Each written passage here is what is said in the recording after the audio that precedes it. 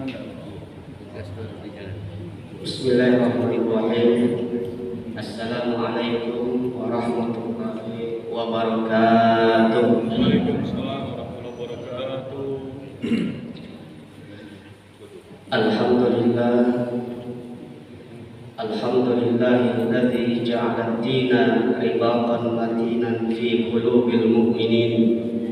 Asyhadu an la ilaha illallah wa asyhadu anna Muhammadan abduhu wa rasuluh. Allahumma salli ala sayyidina Muhammad wa ala ali sayyidina Muhammad. Qala ta'ala, bismillahirrahmanirrahim. Yarfa'illahu alladhina amanu minkum walladhina utul ilma darajat wallahu bima ta'maluna khabir. Shadaqallahul azim.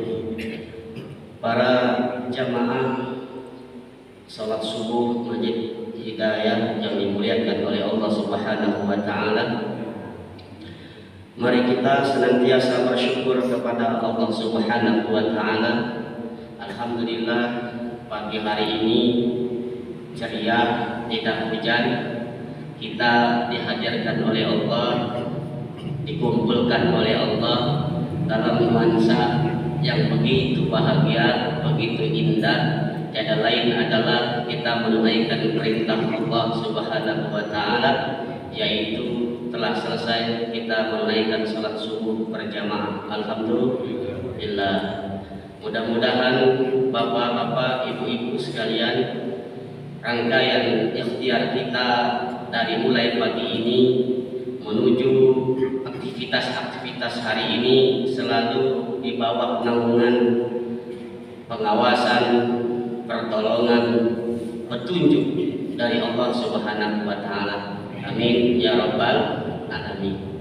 Mari kita sampaikan salawat beserta salam kepada kekasih tercinta Nabi kita Muhammad sallallahu alaihi wasallam. Allahumma salli ala sayyidina Muhammad wa ala ali sayyidina Muhammad. Kita juga memohon kepada Allah kiranya nanti kita semua, diri kita, keluarga kita, sahabat kita, jiran kita nanti mendapatkan syafaat atas izin Allah Subhanahu wa taala di hari di mana tidak ada hari perlindungan kecuali lindungan dari Allah Subhanahu wa taala. Amin ya rabbal alamin. Bapak Ibu yang dimuliakan oleh Allah, alhamdulillah kita dalam pertemuan ini insyaallah kita menerus kajian hadis Al-Arba'in An-Nawawi yang berlanjut dari pekan yang lalu. Masya Allah, inilah sampai hadis yang ke-6 Pak Karna. Ini ada keluarga Vito juga dari Sidoarjo, Pak Karna, Majid Jihadul Ihsan. Beliau juga pernah ketua Majid, Pak. Besoknya sama cucu nih. Iya. Mudah-mudahan kita semua terkumpul dalam masjid ini dalam himpunan surganya Allah Subhanahu wa taala. Amin ya rabbal alamin. Nah, hadis yang ke-6 ini kalaulah yang lalu kita membahas tentang perihal Islam, yaitu bagaimana dibangun fondasi Islam. Yang ini kita bahas judulnya halal dan haram. Ada hati itu biasanya. Halal, halal, haram. Tapi hadis ini judulnya halal dan haram. Kita baca dulu hadisnya Bapak ya, biar kita melihat bagaimana makna dan kandungan hadis. Bismillahirrahmanirrahim. An Abi Abdurrahman atau An Abdillah bin Nu'man bin Bashir. Hadis ini dari Abdullah bin Nu'man bin Bashir radhiyallahu anhu qala Sami'tu Rasulullah sallallahu alaihi wasallam yaqul innal halala bayyin wa innal harama bayyin wa bainahuma mushtabihat la ya'lamuhunna katsirun minan nas faman ittaqa syubhat istabra'a li dinihi wa irdihi wa man waqa'a syubhat waqa'a fil haram karwani yar'a haulal hima yushiku ayyarta'a fi ala wa inna likulli malik hima ala wa inna himallah muharimuhu ala wa inna fil jasad mudghah idza salahat salaha jasadu kullu wa idza fasadat fasada jasadu kullu ala wa hiyal qalb. Panjang hadis ini. Riwayatnya muttafaqun alaihi.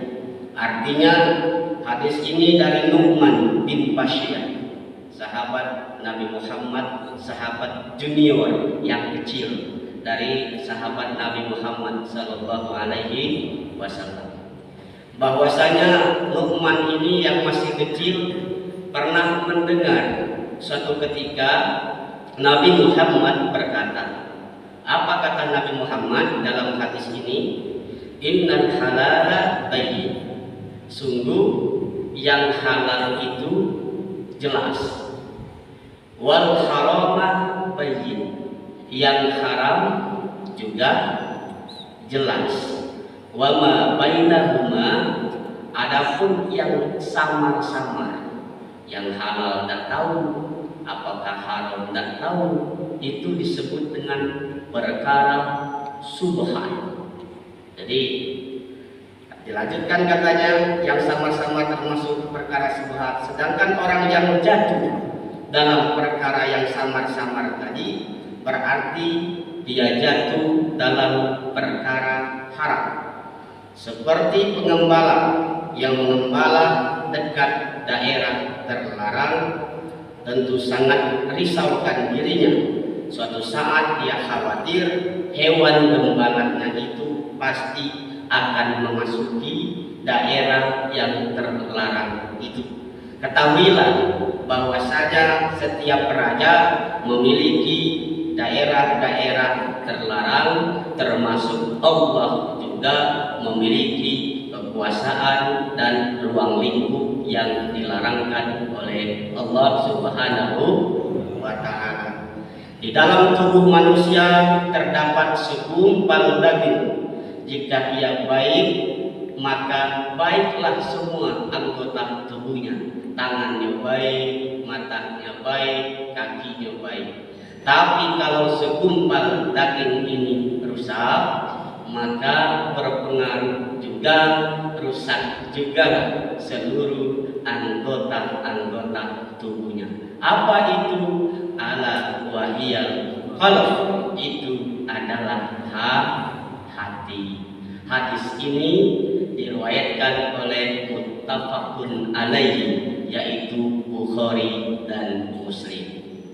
Baik, Bapak Ibu yang dimuliakan oleh Allah, satu hadis telah kita baca, lalu kita jelaskan hadis ini, pemahaman-pemahamannya. Yang pertama akan kita jelaskan dulu sahabat ini. Dan biasanya kita pasti menjelaskan sanadnya. Umar bin Khattab sudah kita dengarkan inspirasinya. Anaknya Umar, alhamdulillah pekan lalu sudah, yang bernama Abdullah. Nah, sekarang kita mengenal sosok sahabat yang bernama Nu'man bin Bashir. Siapa sih Nu'man bin Bashir ini? Nu'man ini anaknya. Bapaknya bernama Bashir. Nu'man ini sahabat Nabi junior, artinya yang kecil. Ada kibarus sahabat, ada sirarus sahabat. Jadi sahabat Nabi itu ibu, ada sahabat dari kalangan orang-orang dewasa, ada juga sahabat Nabi dari kalangan anak-anak, termasuk Nu'man bin Bashir ini. Nah, Nu'man ini dia masih umur 9 atau 8 tahun sudah mampu meriwayatkan hadis yang jumlahnya 114 hadis. Jadi dikit ya, tetapi dia ini masih kecil sudah mampu meriwayatkan sedemikian banyak hadis dari Rasulullah Sallallahu Alaihi Wasallam. Nah, kemudian beliau ini bahwasanya banyak hal yang diajarkan, hal-hal yang bermanfaat, yang menarik. salah satu bayi yang pertama kali lahir dari kalangan Ansor itu bernama Nu'man bin Bashir. Jadi pas Nabi Muhammad hijrah ke Madinah, bayi pertama yang lahir dari kalangan Ansor itu ini namanya Nu'man bin Bashir. Adapun dari kalangan orang-orang Muhajirin, bayi pertama yang lahir bernama Abdullah bin Zubair. Nah ini Nu'man bin Bashir ini bayi yang pertama dari kalangan Ansor. Yang menarik, suatu ketika ibunya itu datang menemui Rasulullah SAW. Ini inspirasinya. Apa ketika ditemuinya? Karena ibunya bernama Amrah binti Ruahah. Dia mendatangkan kepada Nabi Muhammad membawa Nu'man ini. Lalu oleh Nabi ditahnik itu oleh Nabi diberikan barokah, dia memakan kurma, dia lembutnya dulu kurma itu. Nah manisnya itu karena Nu'man masih kecil ditaruh adalah di bibir, di lidahnya Nu'man bin Bashir. Dan ketika ditaruh itu didoa Nabi kepada anak ini, semoga ke depan menjadi orang yang berilmu dan bermanfaat. Alhamdulillah ini berkah dari Nabi Muhammad SAW. Tanda kutip berkah dari Nabi Muhammad, seorang sosok Nabi, bahwasanya dia ke depan anak ini alhamdulillah dia menjadi orang-orang yang ahli ilmu yang nanti bahkan menjadi gubernur di Damaskus. Kelanjutannya pada masa Khulafa Al-Umayyah. Ini anak yang bernama Nu'man bin Bashir. Nah, anak ini masih kecil kayak anak-anak yang lain, persis kayak bisa main ayunan, main-main apa dengan temannya. Tetapi hebatnya anak ini salah satunya mampu cepat merekam apa yang didengar, diucapkan, dikatakan oleh baginda besar Nabi Muhammad SAW. Umurnya 9 tahun. Bapaknya Al-Bashir, bapak dia ini juga pernah ikut dalam perang Badar. Alhamdulillah, maka dia menang kaum muslimin dalam perang itu. Dan anaknya ini bernama Nu'man, diajarnya sejak dini sehingga dia meriwayatkan hadis yang kita baca ini, salah satunya hadis tentang halal dan haram yang diriwayatkan dihimpun oleh salah satu dari rawi hadis yang bernama Imam Al-Bukhari dan Imam Muslim. Nah, sekarang kita pelajari kandungannya.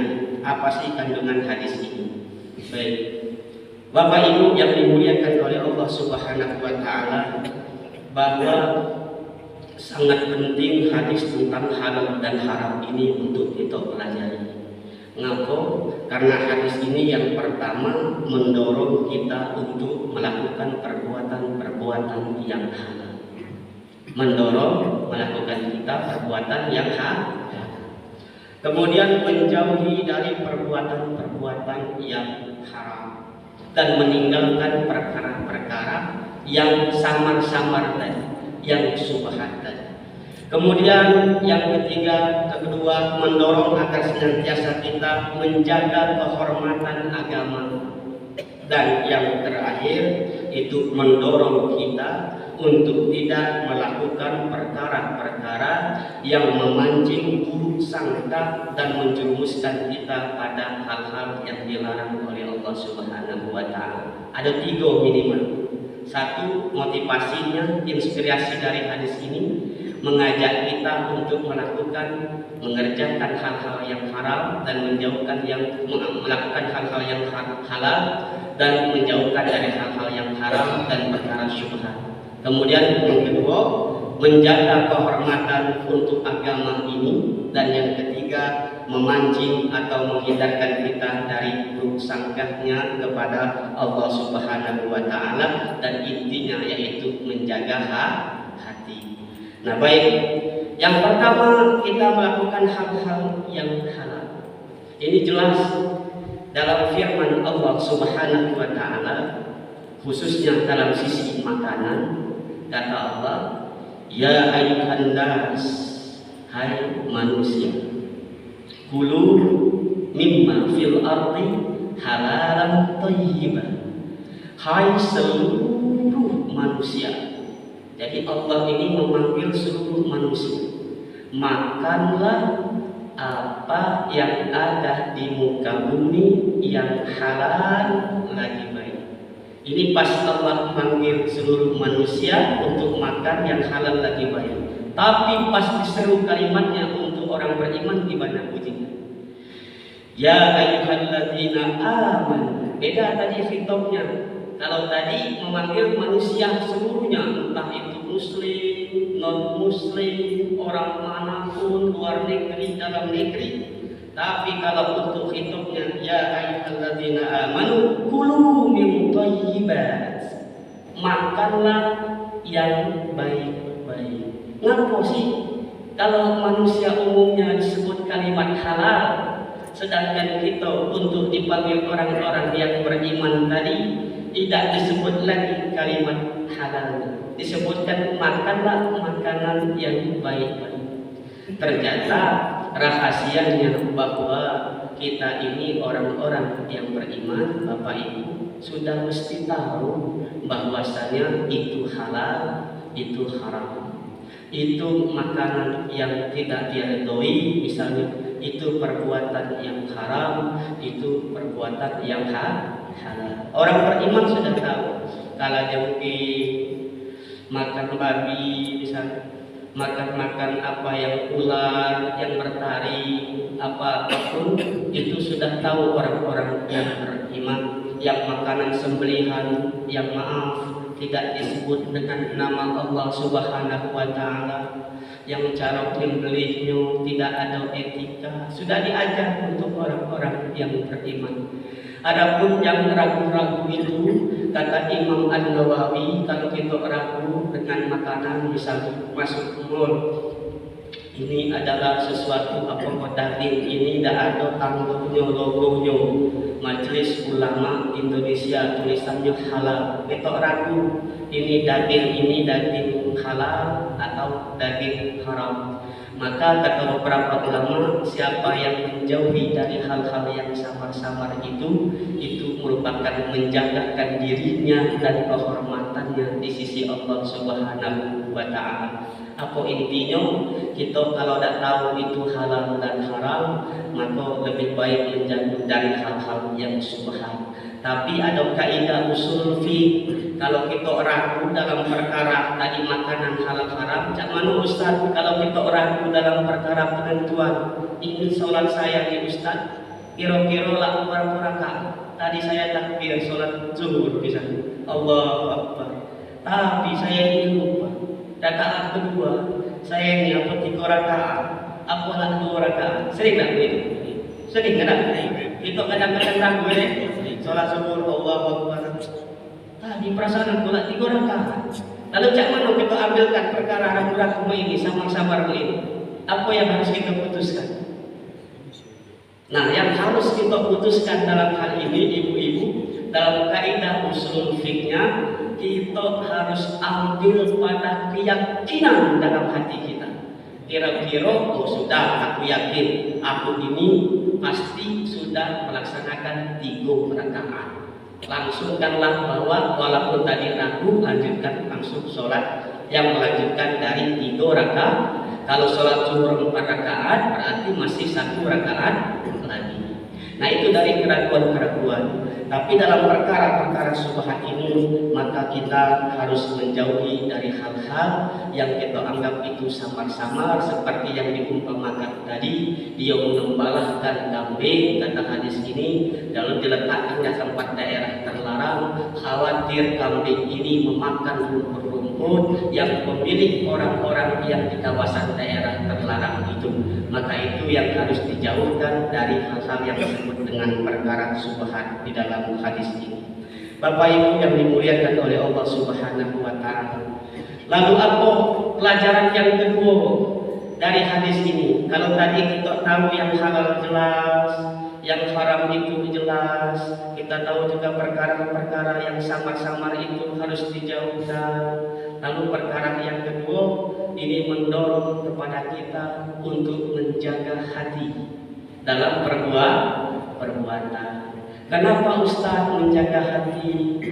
Bismillahirrahmanirrahim. Kata Allah, yauma la yanfa'u malun wala banun illa man atallaha biqalbin salim. Ada hari yang tidak ada manfaatnya harta dan anak-anak kecuali orang yang datang kepada Allah dengan membawa hati yang selamat. Salim itu salam. Apa yang kita zikir tadi, apa bunyinya? Allahumma antas salam wa minkas salam wa ilaika ya'udus salam fahaina rabbana bis salam wa adkhilna jannata darus salam. Assalamualaikum, majid assalam, banyak kalimat salim. Salim itu hati yang selamat. Hati yang selamat bagaimana Ustaz? Yang jauh dari buruk sangka. Itu ini yang pertama, makanya kita baca a'udzu billahi minasyaitonir rajim. Kita berlindung kepada Allah dari gangguan setan yang terkutuk. Daginglah dia merayu kita makan yang halal, makan yang haram tadi. Tapi kita kalau baca jauh dulu dari hati ini, selamat dari was-was. Tengok baca Quran surah An-Nas. Qul a'udzu birabbin nas, malikin nas, ilahin nas, min syarril waswasil khannas, alladzi yuwaswisu fi sudurin nas minal jinnati wan nas. Yang ganggu dalam hati manusia ini tadi. Kita yang tergoda, terhindar kita dari gangguan-gangguan setan yang mengganggu dalam hati manusia. Jadi yang kita minta yaitu selamat. Apa Ustaz selamat di hati dari nabi? Awalnya yang menggerak itu ini sumbernya pancaran hati. Kalau kita baik sangka dengan urusan Allah, baik sangka dengan keputusan Allah, karena kita dalam hidup ini pasti kena berbagai macam tantangan. Kena musibah misalnya. Kalau tidak baik sangka, kita bisa saja menggerutu, mengatakan takdir Allah yang salah. Betul apa betul? Nah, mungkin dapat nikmat, boleh jadi nikmat itu tidak hanya ucapan alhamdulillah, tapi bagaimana nikmat itu menjadikan dia bukan hanya bersyukur, berprasangka baik kepada Allah, karena nikmat itu juga bahkan boleh jadi membuat dia jauh, bahkan semakin jauh dengan Allah Subhanahu wa Ta'ala. Nah, orang yang hatinya ditatah tadi yang selamat oleh Allah Subhanahu wa Ta'ala tadi, maka tangan terjaga, penglihatannya terjaga, langkahnya juga terjaga. Karena memang dia mendapatkan dan disediakan surga keselamatan bagi orang-orang yang menjaga hatinya di hadapan Allah Subhanahu wa Ta'ala. Nah, dua poin ini dari hadis ini bahwasanya hal yang sangat penting bagi kita. Kenapa Ustaz ditutup bahwasanya kita harus menjaga suatu hati itu? Karena memang urusan hati ini kadang-kadang sisip dikit, salah dikit, kita salah niat dalam melakukan sesuatu. Betul apa betul? Kadang-kadang dari hati timbul fitnah, timbul buruk sangka. Padahal Allah melarang kita untuk berburuk sangka antar sesama. Kalaulah sudah timbul buruk sangka dengan sesama, hilang rasa jamaah, hilang rasa persaudaraan. Kenapa Ustaz hilang rasa persaudaraan itu? Nah, kita ini kapan kita sholat jamaah subuh, sholat jamaah asar, sholat jamaah maghrib dan sama-sama kita kenal dengan siapa yang di depan, tahu siapa yang di belakang, kenal yang kiri dan yang kanan. Zaman dulu tuh hebat. Pas zaman sahabat dipuji itu Bapak Ibu, wa yufiruna ala anfusihim walau kana bihim khasasah, kata Al-Qur'an. hebatnya para sahabat itu, mereka tuh tinggi ruhnya, saudara persaudaraannya. Macam mana Ustaz? Dulu ada orang yang tak dapat makan, datang jamaah, keluar dari masjid, dia temukan makanannya. Nah, kalau ini dipraktekkan kontekstual, orang-orang hadir jamaah, dia kenal siapa yang ditinggal, kanan, depan, belakang, pasti tengok assalamualaikum, ternyata yang di sampingnya adalah para dokter misalnya. Dia tidak repot lagi ngantri di rumah sakit, langsung berkonsultasi dengan kesehatannya dengan dok. Pas nengok di belakangnya dosennya, ternyata tidak repot lagi dia urus ke universitas, ketemu ini, bawa berkas ini, bertanyalah tentang perkuliahannya dengan dosennya, ketemu gurunya, ternyata tidak repot lagi dia konsultasi pelajarannya, selesai di masjidnya. Nah, itu diantaranya kalau dia mengadakan jamaah tapi dalam hatinya dihadirkan dengan berbaik sangka kepada Allah Subhanahu wa Ta'ala. Kalau kita berbicara urusan hati, pasti banyak unsurnya, karena setiap pergerakan-pergerakan kita itu dihandle dari hati yang paling dalam. Bapak Ibu yang dimuliakan oleh Allah Subhanahu wa Ta'ala, dari hadis ini bahwa Masya Allah ini menjaga dari kehormatan kita sebagai identitas orang muslim, bahwa kita yang pertama tadi mengutamakan dari perbuatan-perbuatan yang halal dan haram, dan yang kedua kita harus menjagakan organ yang penting untuk menjaga hati untuk segala aktivitas kita, sehingga dengan demikian baiklah seluruh amalan-amalan kita yang disumber dari hati yang kita ada dalam jasad kita. Nah, hadis ini yang diriwayatkan oleh Imam Al-Bukhari. Kita sudah kenal siapa Imam Al-Bukhari kemarin, yang masih kecil buta, yang mampu meriwayatkan ribuan hadis, yang hebat dalam ilmunya 16 tahun, dan juga diriwayatkan oleh Imam Muslim. Salah satu dia belajar dengan Imam Al-Bukhari. Bapak Ibu yang dimuliakan oleh Allah Subhanahu wa Ta'ala, dalam kitab Imam Ibnu Katsir ini banyak dikisahkan tentang hadis ini, tentang sahabat ini, tentang Imam Al-Bukhari ini. Mudah-mudahan dari hikmah dari Nu'man bin Bashir yang masih kecil, dia sudah semangat belajar, umur 9 tahun tadi tak mampu ngapal hadis. Lalu kita sebagai inspirasinya, yang mungkin sekarang sudah tua, mungkin umur lama tua, ada yang 20, 30, bahkan 50. Ada baiknya kita juga semangat untuk memahami ilmu-ilmu syariat yang diambil dari inspirasi Nu'man bin Bashir. Dan juga kita juga semangat untuk menjauhi hal-hal yang diharamkan oleh Allah Subhanahu wa Ta'ala. Karena nanti ada 3 tuh yang dulu nanti dihisab oleh Allah Subhanahu wa Ta'ala. Yang pertama itu Bapak Ibu, itu orang yang berilmu. Orang berilmu ini jangan main-main ini, kalau tak menjaga hati. Orang yang menyampaikan pengetahuan itu yang akan ditanya oleh Allah, kemana ilmu. Jangan-jangan dia sampaikan ilmu salah dalam perkara hatinya niatnya. Yang kedua, orang yang kaya, yang minta ketika dia bersedekah mau dianggap dia orang dermawan.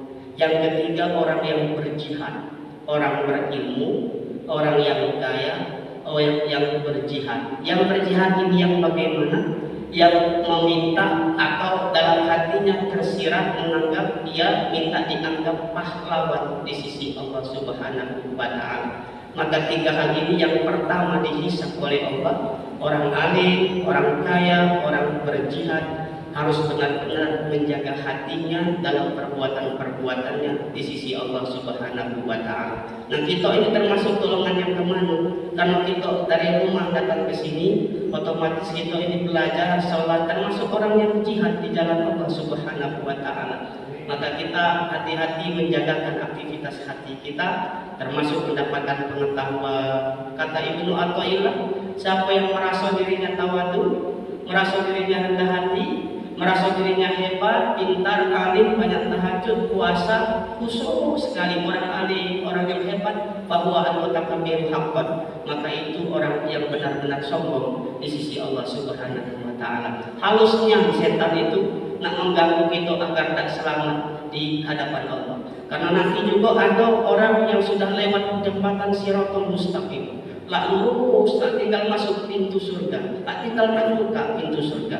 Tapi kalau dia ada amalan-amalan yang membuat dia masuk dalam neraka, maka Allah Subhanahu wa Ta'ala alihkan dia ke dalam pintu neraka. Ada juga hamba yang sudah depan pintu neraka, tinggal buka lagi, tapi dia ada amalan-amalan yang membuat dia masuk surga, maka Allah Subhanahu wa Ta'ala masukkan dia ke dalam surga. Artinya apa? Kadang ada amalan-amalan tertentu yang membuat langkah kakinya terdengar di pintu surga. Itu sahabat-sahabat Nabi itu tengok dulu ketika Nabi Isra Mi'raj, dia dengar ada langkah kaki.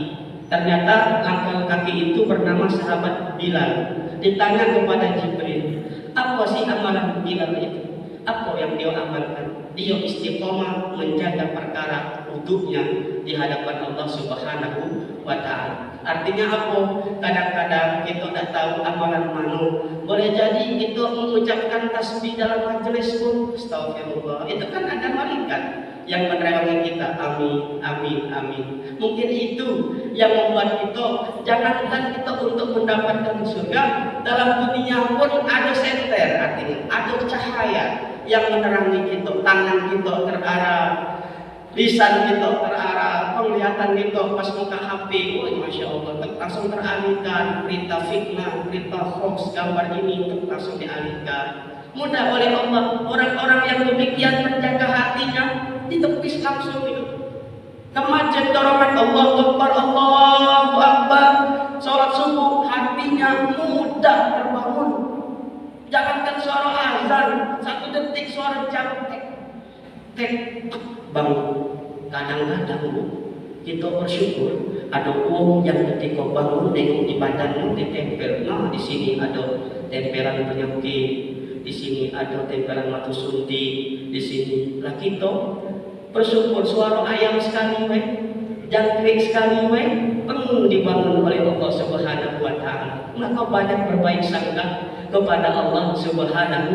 Insya Allah muka ceria, amalan happy, kegiatan enak, responnya dengan sesama. Kalau tidak baik sangka, masuk kantor perasaan, wah, ketemu orang jamaah terasa samping ini, akhirnya kita berburuk sangka. Kalau tak buruk sangka, sosial bagus, dengan Allah juga tidak bagus. Saya kira ini dari hikmah hadis ini. Yang pertama, kita jaga makanan yang halal dan haram. Yang kedua, ayo kita hormat lagi, upgrade lagi prasangka kita kepada Allah Subhanahu wa Ta'ala. Mudah-mudahan bermanfaat dalam kajian subuh singkat kali ini. Kepada Allah banyak kita memohon ampun, bertasbih, beribadah. Kepada Nabi Muhammad kita berselawat, Allahumma shalli ala sayyidina Muhammad wa ala ali sayyidina Muhammad. Kita tutup dengan doa kafaratul majlis. Subhanakallahumma wa bihamdika asyhadu an la ilaha illa anta astaghfiruka wa atubu ilaik. Kita tutup dengan doa yang sangat bagus dari Nabi Muhammad. Bismillahirrahmanirrahim. Allahumma inna nas'aluka ilman nafi'a wa rizqan thayyiban wa amalan mutaqabbala. Rabbana atina fid dunya hasanah wa fil akhirati hasanah wa qina azabannar. Subhana rabbika rabbil izzati amma yasifun wa salamun alal mursalin walhamdulillahi rabbil alamin. Assalamualaikum warahmatullahi wabarakatuh.